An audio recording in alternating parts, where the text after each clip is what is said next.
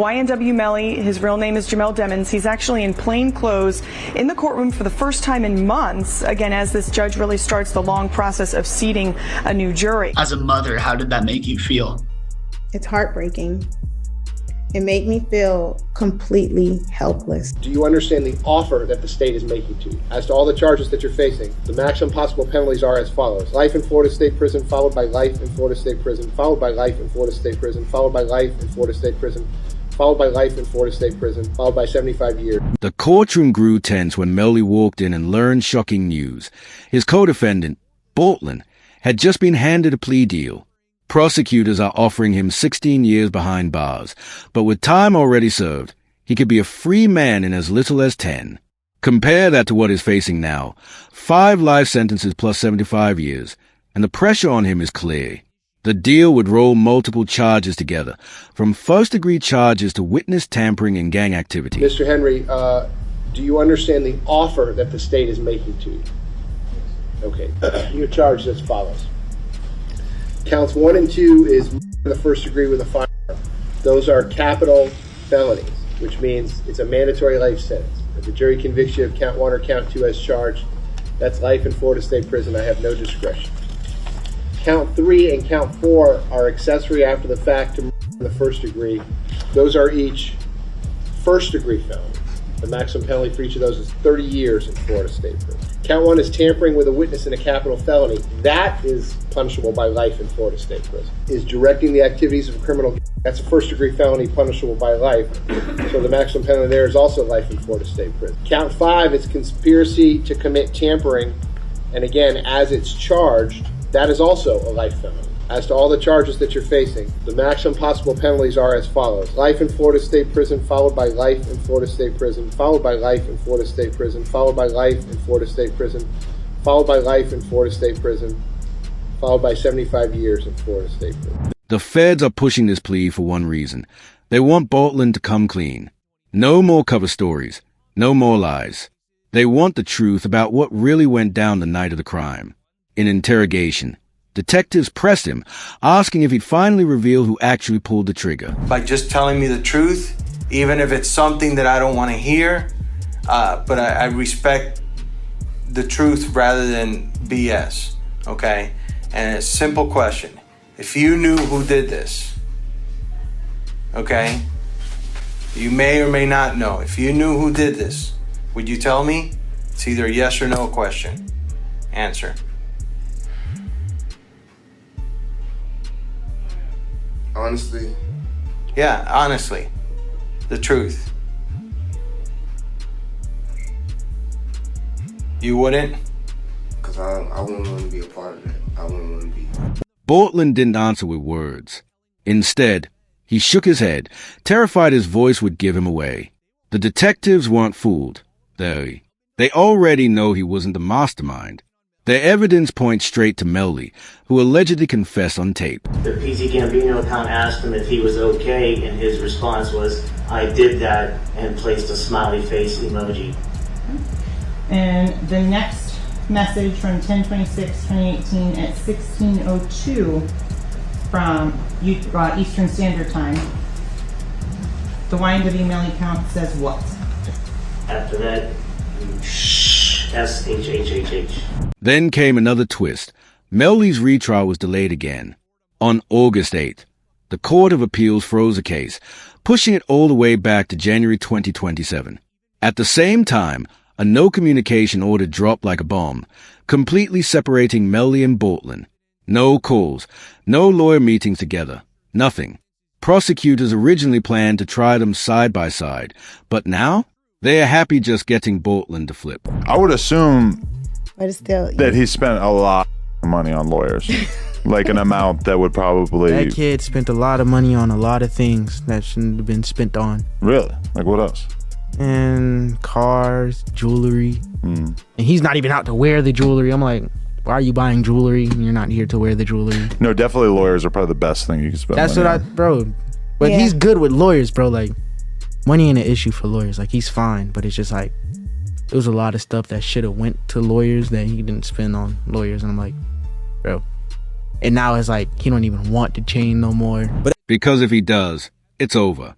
Melly's next trial would almost guarantee a guilty verdict. Why? Because Bortlen holds the keys to what really happened that night. And after Melly allegedly tried to pin the entire crime on him during the first trial, there's no chance Bortlen will go down quietly for something he didn't do. Issue here, and you can try them together. It is to the benefit of the state to try them together. It's just more efficient. You don't have to do things again and again. Do it all at once, and also you get a better chance of having them incriminate each other during the trial. It benefits the defense to sever it. That way they can point the finger at each other and get away with it. So this is what's going on. But I don't think it should be automatically severed because the state is seeking a penalty for Melly, because it's only the penalty phase of the trial that would be different, not the guilt phase. The guilt phase is the same. They're both capital crimes. You're seeking the penalty on one, not the other. But that goes into the second part of the trial, the penalty phase, only if Melly is found guilty. In fact, prosecutors claim Bortlen has been lying to cover Melly since day one. They point to forensic evidence, powder on his hands, his last moments with Juvie and Sack Chaser, all used to tighten the screws on him. Those were his lies. Cortland Henry shows up at Memorial Hospital, Miramar. You don't see him sitting there, but where you will see him sitting is in the driver's seat of a car with two bodies, a car riddled with bullets. And when he shows up with a change of clothing, change of shirt, powder residue on his hands, evidencing that he had discharged a firearm. And he lies. He lies about where the incident occurred. He lies about how it occurred. And he lies about not having a phone. I think it was Miss Bradley herself who said, everybody has a phone in his pocket, not Cortland Henry. Frustrated, Bortlen fired back online, tweeting, "Mind games don't work on people like me handshake. The timing was suspicious, right after Melly's mistrial." Already angry that Melly tried blaming him, Bortlen soon found his home raided by the feds. What they uncovered made things even worse. So the right hand of Cortland Henry contained 0 particles characteristic of heart residue and two component particles. And the left hand contained 1 particle characteristic of heart residue and 1 2-component particle. Okay. And can you explain to us what that means? Basically, overall, there was heart residue present on the hands. Investigators discovered notes and sketches of jurors, complete with seat placements and descriptions. Analysts warned this looked like jury tampering, or was plotting against them. The discovery damaged both Melly's and Bortlen's defense. Melly's co-defendant YNW Bortlen was booked into a Miami jail Monday night and is being held behind bars on an out-of-county warrant. We just confirmed the warrant is out of Broward County for witness tampering. The warrant obtained by Law and Crime Network states as follows. On or about April 10, 2023, continuing through and including July 22, 2023, Cortland Henry, aka Bortlen, along with others, did unlawfully and knowingly engage in misleading conduct toward another person with the intent to cause or induce them to withhold testimony.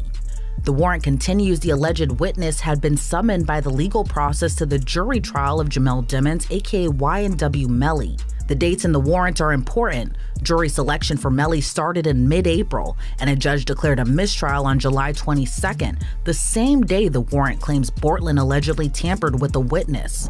But Bortlen's testimony could go beyond just Melly. If he flips, he could also drag in others, like Fredo Bang, who reportedly picked Melly up the night of the murders. To keep it real, this is sloppy. Bortlen, how the f you gonna have the notebook of the jurors in your house? Holy sh! Like, come the f on. It's like doing a and having the surveillance tape in your DVD player or something like that. You know what I mean? Like, come on, bro. Like they raid your crib and the surveillance footage of the is in your DVD player. They be like, oh, okay, thank you, brother. This can't be at your crib. Prosecutors are also digging into Melly's connections. They resurfaced an old Facebook photo of him with Young Thug, using it to push claims that Melly was tied to a violent street crew. And Chris Thomas are. So what you're also going to find out is while Mr. Devins is out there on the side of the road, 4 in the morning, 4:42 specifically, he sends a drop pin, digital homing beacon, to his current location, to one of his friends, Frederick Givens. Frederick Givens is also involved in the music industry, and he asked to be picked up. Frederick Givens, then about 11 minutes later, is sent another drop pin where Mr. Devins has moved a couple of meters. What you're going to find out as well, though, is these digital leashes, they have more than just phone calls. Surprisingly, Melly told his lawyers not to fight that evidence, even if it meant harsher charges. He is desperate for a trial to finally begin after 6 long years in jail without a verdict. But in court, frustration boiled over. For the first time, Melly openly lashed out at his legal team in front of the judge. Same thing, the use of the slap term, 5-point star, snake. He's saying he's YSL, he's hanging with him. And he puts up his YNW for life hashtag on it with Mr. Devins has the big B hand signs displayed. Okay, and see with individuals again, I'm assuming that's also Young Thug. That's also unknown. Yes. Also important to your investigation, correct? Yes. Also publicly available for anyone to see and capture. To make matters worse, prosecutors planned to use statement from an old O Block member who said Melly once confided in King Von, asking for advice on how to deal with people. Yes, sir. Against our advice, our client wants to proceed. You objected to their request for me to determine this automatic stay. Based upon what our client has instructed us, yes, sir. People in the court heard that Melly was saying, "I don't care. I'm not in no gang." They can't prove that. I'm aware. 924-071. Call for an automatic stay while they were aggravators. They go to membership in a gang. There were things that the jury would have to find before going into penalty. Not aggravator, that's the death penalty. Aggravator, that's the enhancement itself, Your Honor. That was charged. He was charged in committing the murder for the further conviction, which is an aggravator in terms of the guilt. Something that they would have to find by way of an interrogatory. Yes. And then there's a missing witness. Melly avoided a conviction in his first trial only because his ex-girlfriend fled the country. But now, she's back and under arrest. Did Vaughn really tell you that Melly told him that he was 2 friends? He ain't come out and say, like, we got into an argument. And so, you know, if you know, when people could say something without saying it. And so he told me, like, once I posted what I posted, Vaughn was mad at me. Bro, why you put up there, bro? Walk the bam. I'm like, you sitting up here, like, you know the love we got. You do this for us, but you gonna trust that his 2 friends? And he said, them was trying to extort him. And so I'm like, if they was trying to extort him, then why are you still around them? The judge cut her a deal, freedom in exchange for testimony. On Facebook, she claimed it was God's plan, not mine. Prosecutors allege Melly was the one who told her to run years ago, adding more witness tampering charges, each one carrying the weight of a life sentence. Mariah Hamilton is spending her first day at the Broward County Jail. She has no arrest record until now. U.S. Border Patrol agents arrested her at Miami International Airport Monday after she arrived on an international flight. Court records show Hamilton was ordered to testify in Demon's first trial in 2023. Melly's jail calls also came back to haunt him. After accusations that he used them to influence witnesses, his phone privileges were stripped away completely. Even Juvie's father spoke out, saying it was proof Melly tried to twist the case in his favor. The state filing 6 new charges against Demons and 2 others who were allegedly involved. The charges include tampering with a witness, directing the activities of a criminal, solicitation or conspiracy to commit tampering, and unlawful use of a 2-way communication device. Now, a couple of those charges actually carry a life in prison sentence if there's a conviction. Now, Melly's mother says she's heartbroken, watching her son sit in jail with no contact and no trial date in sight. Jamel Demons, YNW Melly, and Cortland Henry, who is known as YNW Bortlen, are now charged with witness tampering. There was this kind of crazy way that Melly was communicating. He wasn't allowed to use the phone, but he was passing notes to people, and then this person's calling this person and then that person. They like to me, they going through extreme measures, trying to cover up or convince people not to testify, like Mariah mom. They was using code words like Rihanna and A$AP Rocky's baby mom. And not everyone shares her sympathy. Charleston White said Melly is finally getting the treatment he deserves behind bars. My son has not been convicted of anything, and even other inmates that have been convicted or anything, they have the right to use a telephone. They have a right to be allowed to write letters to their loved ones, to receive their mail. They hold his mail, they don't give it to him. You saw Melly's statement just saying how he's been hurt, how he's scared for his life. As a mother, how did that make you feel? It's heartbreaking. It made me feel completely helpless.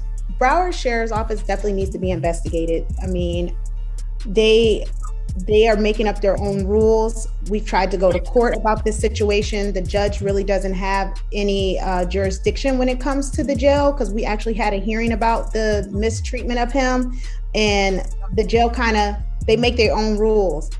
And I don't think that's fair, because I know that they need to answer to someone too. But the prosecutor's real weapon is Bortlen. With him on their side, they'll finally explain why Melly and Bortlen were all smiles just hours after their friends Juvie and Sack Chaser were gone. The YNW Melly, I'm so happy he in jail getting mistreated. Yeah, I'm so happy he in jail getting mistreated, homie. Homie, when you take a life, homie, you ain't got a right to complain about a motherfucking thing about being mistreated. When you done chose to play somebody. Okay, so then I met his mama while he was in. Oh, okay. I met his mom while he was in, and she real, bro. You know, she real. She's stressed out. I heard she had a. Yeah, she real, and I reached my hand out to him, cause I'm real. Yeah, I reached out to him, bro. I met his mom, and she a good woman, bro. And when I see them mamas like that, it remind me of what my mom was going through, bro. New evidence shows Melly caught on camera climbing into the car just 30 minutes before the deadly shooting.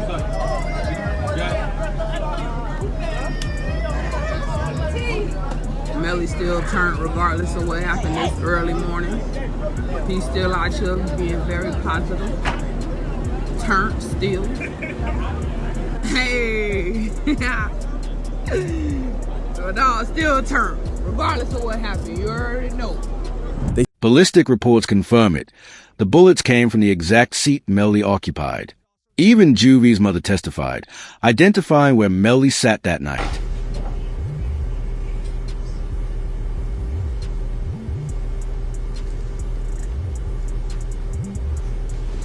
Excuse me, you're able to see? Yes? All right.